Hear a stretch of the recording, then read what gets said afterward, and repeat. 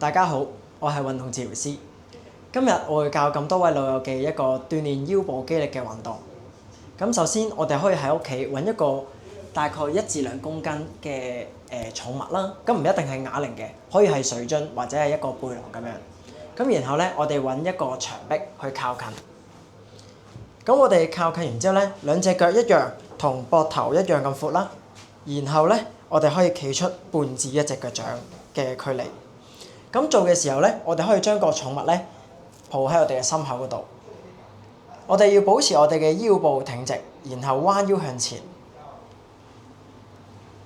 係啦，咁我哋記住條腰咧係直嘅，咁我哋千祈唔好話攣埋一嚿，或者咬得太多。好，上翻嚟，1，再嚟。